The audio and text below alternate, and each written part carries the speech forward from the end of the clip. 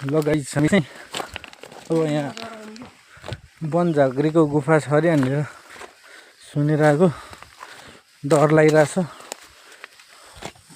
Let's see के हुन्छ। भित्रपट्टि हेरौँ त, भित्रपट्टि नहुनु त ल। जय श्रीराम। यस्तो पहाडको बिचमा हो, त्यहाँ तल हुनुहुन्छ अरे।